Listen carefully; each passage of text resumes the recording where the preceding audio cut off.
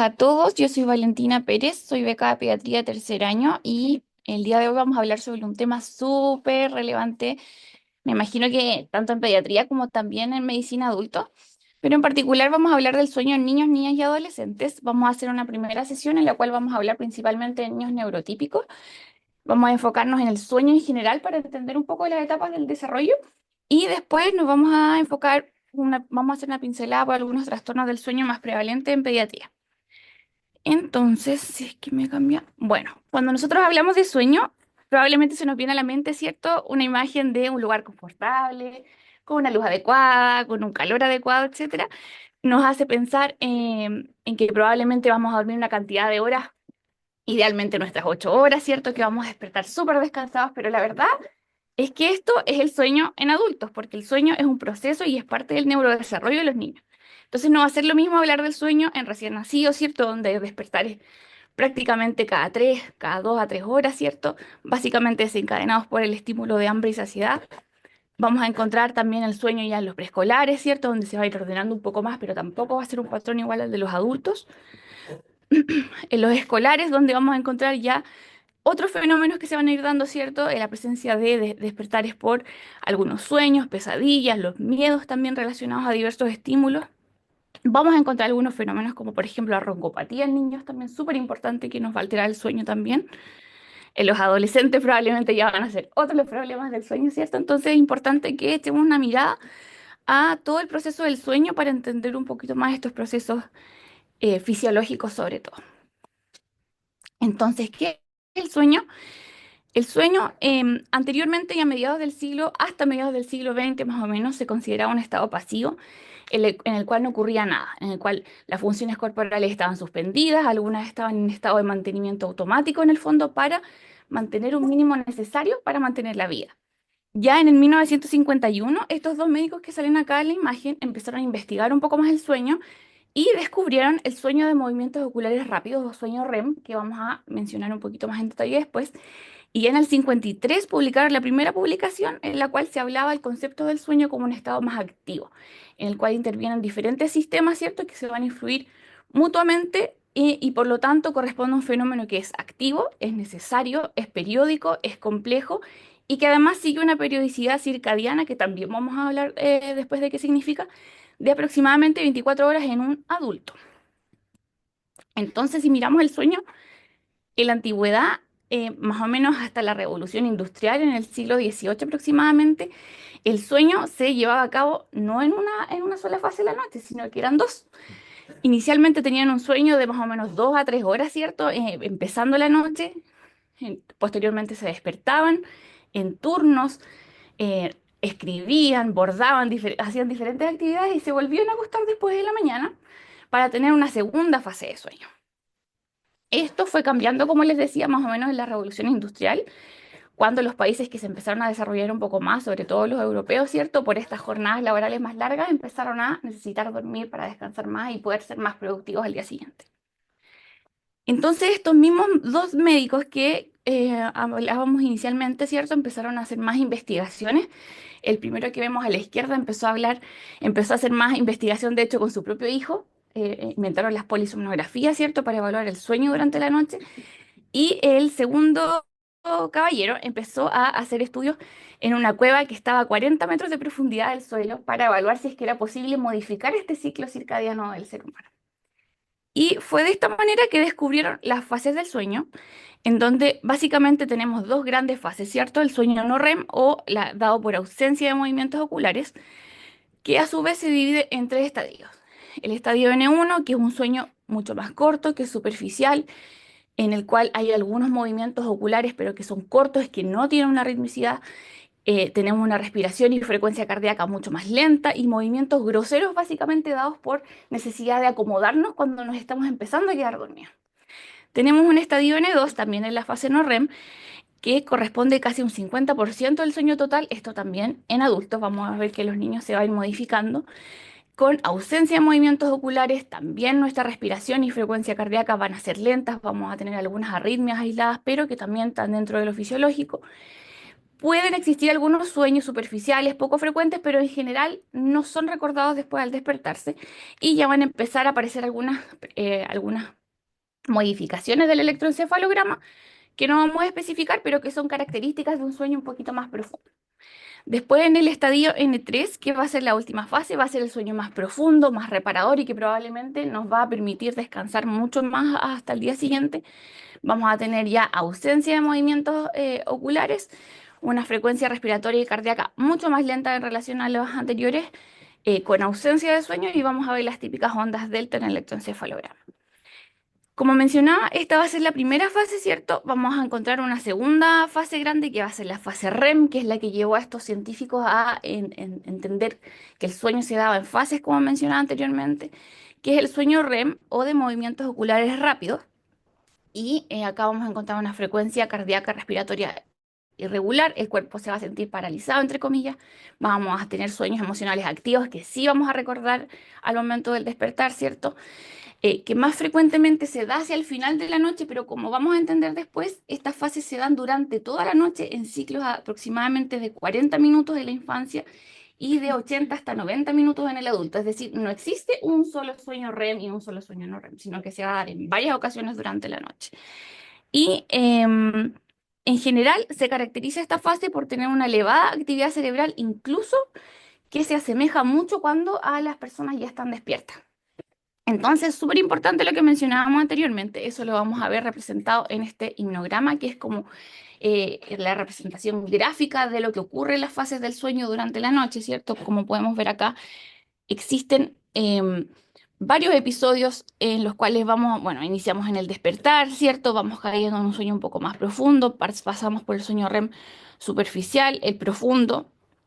Pasamos un par de minutos en esta fase, volvemos a salir del sueño profundo al sueño más superficial, ¿cierto? Presentamos despertares frecuentes durante la noche. Entonces, es súper relevante entender esto porque una consulta frecuente, sobre todo en pediatría, son los despertares frecuentes de los niños de la noche. Y la verdad es que esto se aleja de ser algo patológico, es algo súper fisiológico, es algo que tenemos que entender como tal y que va a ser más frecuente en algunas etapas de la evolución en su neurodesarrollo.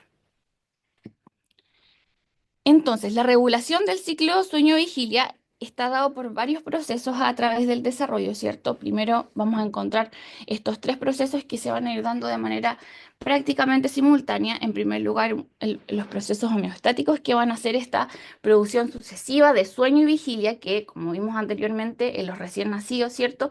Va a ser súper frecuente a lo largo del día, cada 2 o 3 horas aproximadamente.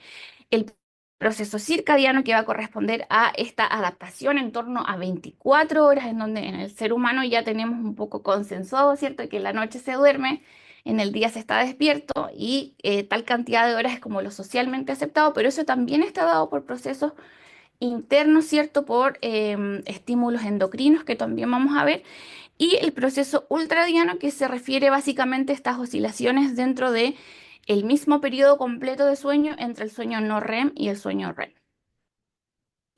Entonces, ¿cómo está dado este ciclo circadiano y cómo lo vamos desarrollando a lo largo del tiempo? Está dado tanto por estímulos que son externos, como podemos ver acá, ¿cierto? Que están sincronizados entre ellos, el estímulo de luz, de oscuridad dados por el ambiente, los horarios sociales, ¿cierto? Súper importantes también, la realización de actividad física y los horarios de comida, que como vimos también va a ser súper importante y va a influir sobre todo dependiendo del periodo de la vida en el que nos encontremos. Y todos estos estímulos externos, ¿cierto?, van a influir sobre los relojes, entre comillas, circadianos que se encuentran en nuestro organismo, que el principal está a nivel central, ¿cierto?, en el hipotálamo. Y los relojes periféricos que van a estar dados por el sistema cardiovascular, el sistema renal, el sistema neuromuscular, etc. Y que finalmente se va a producir, ¿cierto? Este estímulo de salida, por decirlo de alguna manera, en el cual vamos a encontrar el sueño vigilia, también la posibilidad de realizar actividad física, los ritmos endocrinos, la regulación de temperatura corporal, nuestros ritmos afectivos cognitivos, la actividad alimentaria, entre otros. Y ahí vamos a hablar un poquito más también de eso. Entonces esto es súper relevante entenderlo. Acá yo intenté representarlo de la manera más gráfica posible, ¿cierto? Pero vamos hablar un poco de la ontogenia del sueño y que es cómo evoluciona el sueño a través de los procesos del neurodesarrollo, ¿cierto? Partimos ya intraútero, en donde, dada esta conexión que tiene el feto con la placenta, ¿cierto? Vamos a ver que adquiere los ritmos biológicos maternos del ritmo circadiano hasta que nace, en donde vamos a ver que el feto se encuentra en fases de sueño REM principalmente. ¿Y por qué sueño REM? La verdad es que se han hecho estudios al respecto. Se ha visto que, como mencioné anteriormente, el sueño REM es una fase de sueño bastante activo, ¿cierto? En donde la actividad cerebral está súper aumentada. Entonces, esto permite que el feto vaya desarrollando conexiones neuronales que le van a permitir desarrollarse a futuro, ¿cierto? Y que van a ser mucho más relevantes para lo que queremos lograr, que es formar, en el fondo, un sistema nervioso desde cero. Una vez que se produce el parto y como se menciona acá con esta flecha, esto se interrumpe abruptamente, ¿cierto? Por la desconexión de la placenta con el recién nacido. Y vamos a ver que desde el día 1, el recién nacido hasta los 3 meses va a empezar a adquirir un ritmo ultradiano de sueño polifásico. ¿Qué se refiere a esto? Que polifásico, que no va a estar dado por un solo periodo de sueño durante la noche, sino que va a tener despertares, dormir durante el día, y esto principalmente va a estar desencadenado por estímulo de hambre-saciedad. Ya más o menos a los 3 meses vamos a encontrar que el recién nacido va a ser capaz de empezar a desarrollar sus fases del sueño, y vamos a empezar a ver que el sueño REM va a pasar de ser un 80% del total del sueño del recién nacido a paulatinamente a tomar la mayor parte del sueño reparador durante la noche. Y eso va a ser súper relevante también. Ya después de los 3 a los 12 meses vamos a ver que el lactante, ya un lactante ya casi mayor, va a empezar a producir su ritmo circadiano, pero bifásico. Vamos a ver que vamos a tener periodos de siesta en el día, pero que el sueño más prolongado y más reparador probablemente va a ser durante la noche. Van a existir claramente las fases REM y no REM, ¿cierto? Que ya son más características del adulto. Y van a aparecer los ritmos de regulación de la temperatura y de la melatonina. Reitero esto de la melatonina porque es importante entender que darle melatonina probablemente a un niño menor de 6 meses no va a tener mucho sentido, como vamos a ver después, que respaldan los estudios también. Después ya de los 3 hasta los 12 años, que es un periodo bastante largo, ¿cierto? Que va a tener distintas adaptaciones. Vamos a ver que probablemente se va a producir un ritmo circadiano más monofásico. Se habla que ya desde los 4 o 5 años más o menos los niños deberían dejar de tener esta siesta diurna, ¿cierto? Y deberían dormir toda la noche para precisamente permitir que este sueño sea mucho más reparador y en los horarios que son socialmente aceptados. Pero sí van a estar presentes estas ventanas de despertares, que es súper importante entender que es parte del proceso del neurodesarrollo del niño en lo que se relaciona al sueño. Y se va a empezar a producir de a poco una desaceleración continua de la cantidad de sueño que va a tener el niño, hasta llegar a la adolescencia, en donde probablemente se va a generar un desorden, ¿cierto? Mucho más grande de lo que es la etapa del sueño.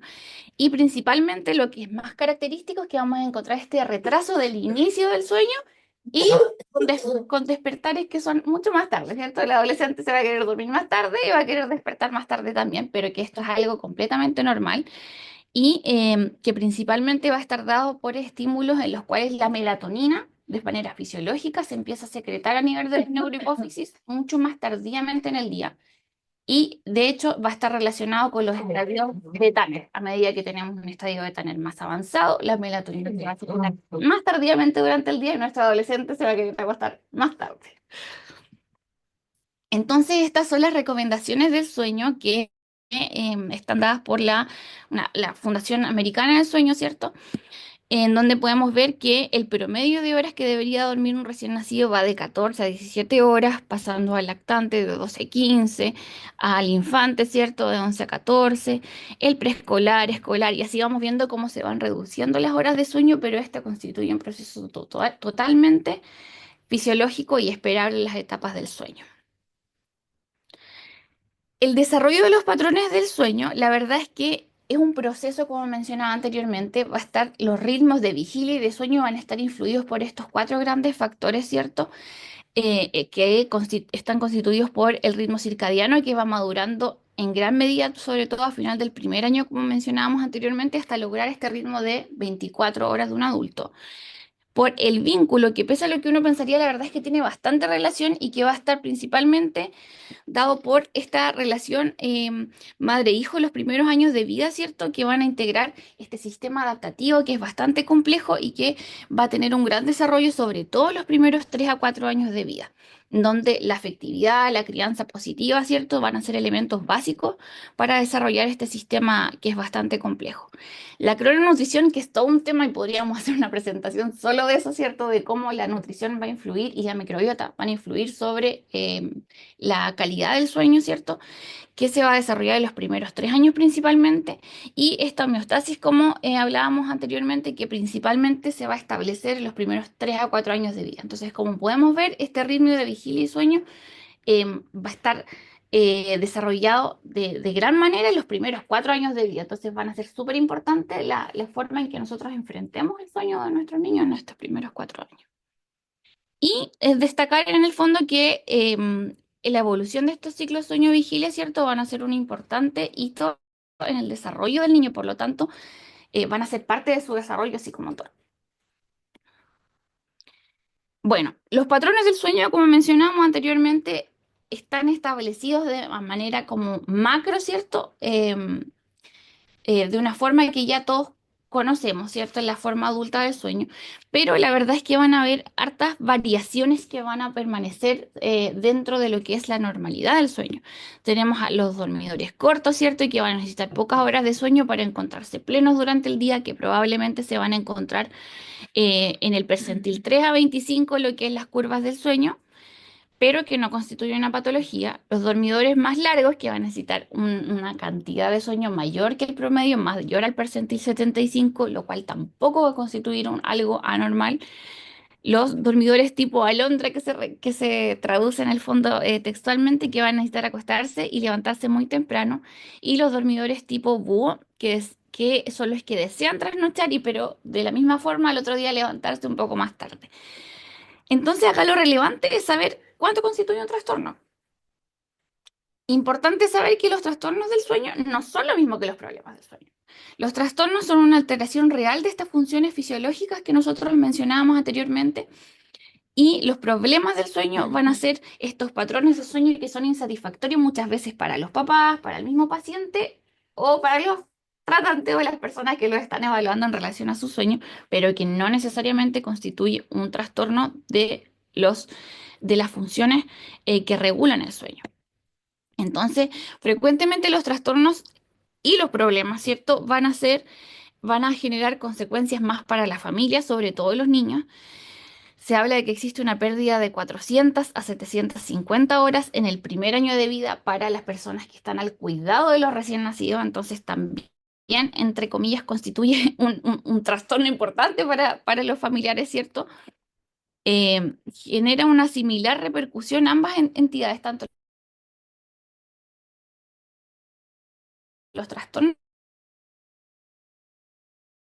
Vamos a ver después porque en el niño estamos frente a un sistema nervioso que está en plena evolución, que requiere ciertas sus horas de sueño para a futuro poder, regular un ciclo sueño-vigilia adecuado, ¿cierto? Y en segundo lugar, para tener un neurodesarrollo pleno. Entonces esta, que se ve súper chico, me disculpo, es la clasificación de los trastornos de sueño, ¿cierto?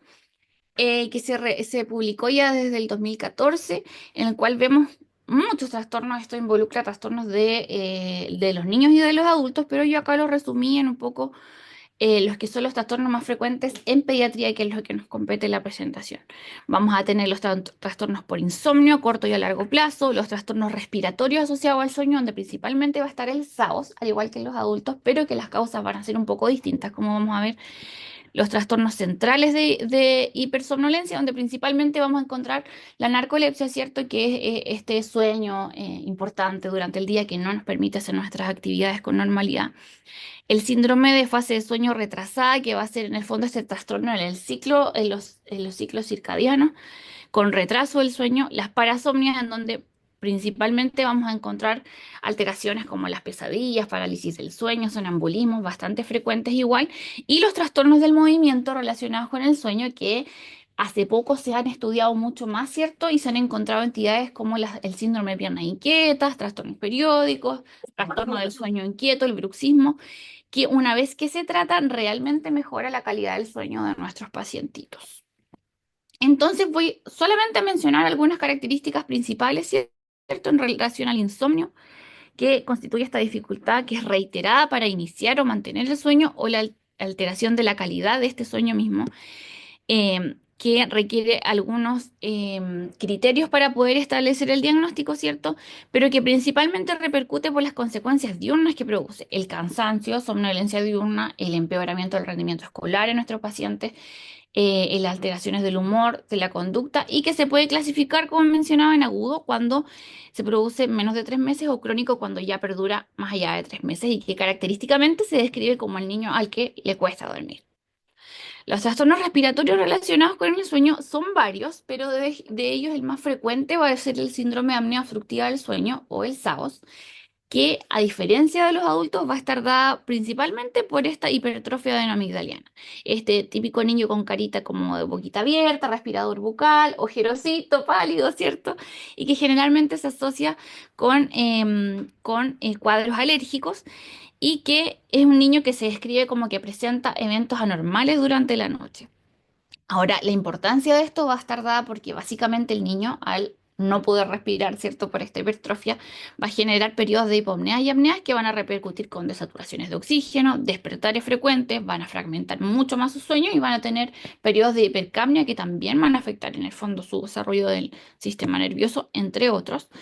Acá solo mencionar que nosotros para poder diagnosticarlo, además del examen físico, tenemos algunos exámenes, ¿cierto?, que podemos realizar para evidenciar francamente esta obstrucción del flujo aéreo y que sería en el mundo ideal súper importante hacer una polisomnografía, que la verdad es que es bastante difícil de acceder, sobre todo en el sistema público.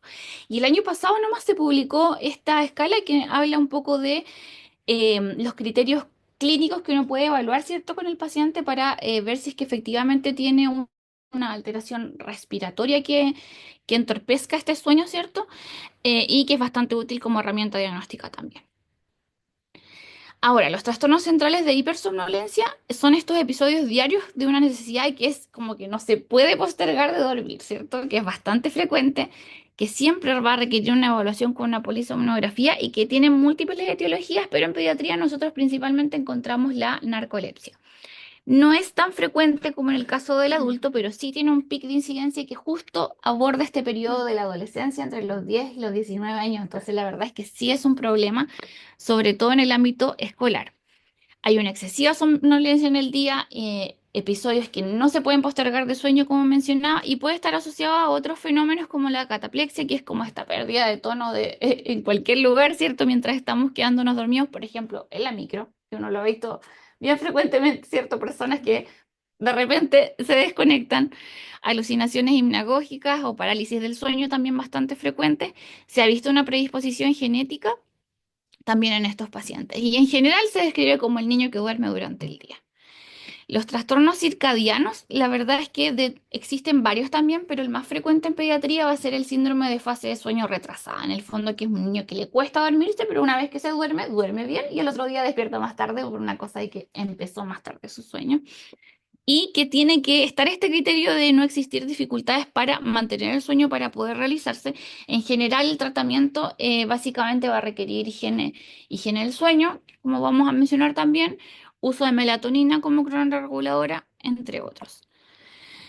Y para establecer el diagnóstico de síndrome de sueño retrasado en el fondo, hay unas formas de poder descartar los otros trastornos que también van a ser bastante frecuentes, como el síndrome de piernas inquietas, insomnio de ajuste, insomnio psicofisiológico, etcétera, que en el fondo nos van a ayudar un poco a orientar hacia dónde va nuestro paciente y cuál va a ser el tratamiento más adecuado.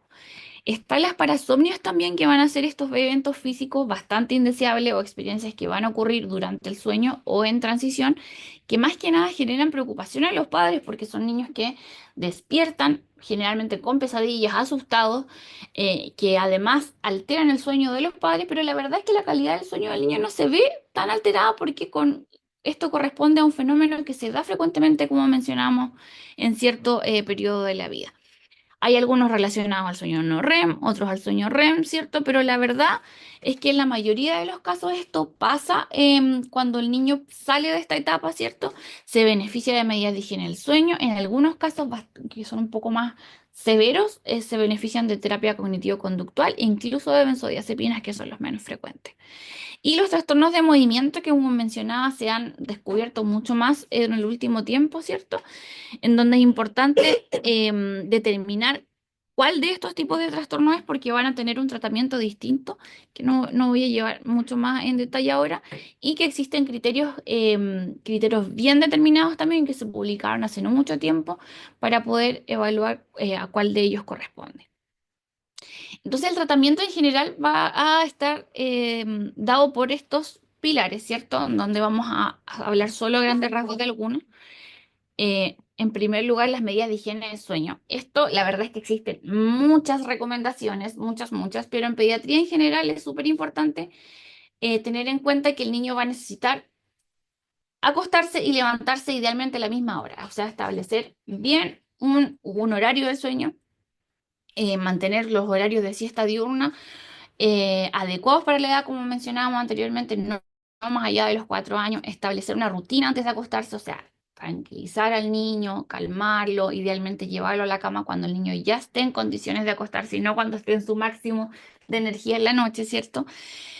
Hacer un lugar físico adecuado que propicie el sueño, ¿cierto? Como mencionábamos, de que sea más oscuro, que sea tranquilo, favorecer que el niño se duerma de manera autónoma y no llevarlo durmiendo a la cama, que también es un error frecuente, ¿cierto? Evitar la exposición a luz brillante porque ya vimos que los fenómenos neuroendocrinos necesitan un estímulo nocturno. Básicamente la melatonina se secreta cuando hay ausencia de luz y se inhibe fuertemente por la presencia de luz brillante. Evitar comidas pesadas y la actividad vigorosa, porque ya vimos que eso también va a ser uno de los fenómenos externos que nos van a alterar el ciclo del sueño, ¿cierto? Evitar el uso de dispositivos electrónicos por la misma razón, evitar sustancias energizantes, ya sobre todo en pacientes más grandes, ¿cierto? Y mantener horarios no solo regulares, no solo para el sueño, sino para nuestra alimentación, actividad física en general. Los trastornos respiratorios, más que nada, el tratamiento es la amigalectomía, o sea, sacar la amígdala grande en caso de que estén, ¿cierto? Y hay estudios que demuestran que incluso niños que tienen síndrome, o sea, déficit atencional con hiperactividad importante, disminuyeron considerablemente en las escalas que los evaluaron después de realizarse una extirpación de amígdalas. Entonces, en el fondo es bastante relevante tenerlo en cuenta. Existen tratamientos médicos también en el caso de que la amigdalectomía no sea posible, como los corticoides intranasales y algunos antialérgicos que ha visto que mejoran considerablemente la respuesta en estos niños. Los trastornos del movimiento, súper importante, este estudio se publicó hace poco, igual el 2024, en el cual se vio que estos niños tenían en común un déficit de fierro importante que cuando se lograba encontrar y objetivar y se trataba posteriormente, mejoraba considerablemente estos trastornos de movimiento en la noche, disminuye los despertares, mejoraba la somnolencia. Entonces, algo a tener en cuenta igual. El tratamiento de la narcolepsia, la verdad es que no lo voy a detallar, ¿cierto? Pero existen diferentes herramientas farmacológicas y no farmacológicas, algunas apoyadas por alguna u otra recomendaciones de distintas entidades, ¿cierto? Pero lo importante es pesquisarlo y tratarlo en caso de que esté presente. Y ya hablando un poco de la más frecuente que mente utilizada, que es la melatonina, ¿cierto? Y que es esta neurohormona que se produce principalmente en la glándula pineal durante la noche, como mencionábamos, en respuesta a ausencia de luz, y que sigue a este reloj circadiano, ¿cierto? Em, Vamos a ver cómo se ve en este gráfico, ¿cierto? Que se empieza a liberar aproximadamente 2 horas antes de que el niño entre en el ciclo de sueño. Existen diferentes consensos que hablan un poco de cómo actuar con la melatonina o en qué momento indicarlo, en qué cantidad, etcétera.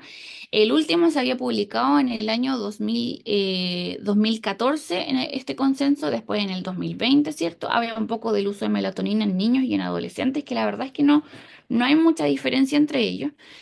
Acá nos hablaban un poco del uso de melatonina a partir de los 6 meses de edad, principalmente indicado en el insomnio de inicio y en el síndrome de retraso de fase, ¿cierto?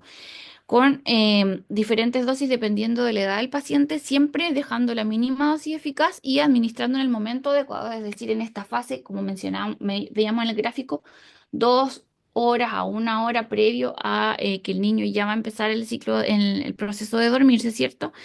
Y hablaban de que los niños con trastornos del neurodesarrollo la dosis necesaria podía ser un poco mayor. Ahora, este año se publicó estas recomendaciones dadas por la Asociación Internacional del Sueño Pediátrico, que creó estos puntos bien así recalcados, ¿cierto? En los cuales nos entregan algunas recomendaciones que yo creo que son importantes de mencionar porque difieren un poco de las recomendaciones anteriores. Hablan de que se debe utilizar la melatonina únicamente con una recomendación y supervisión de un proveedor médico. Ya sabemos que la melatonina últimamente se está usando muy frecuentemente por los padres, por profesionales que lo recomiendan incluso sin tener las herramientas como necesarias, ¿cierto? Y recalcan fuertemente que se debe considerar un medicamento.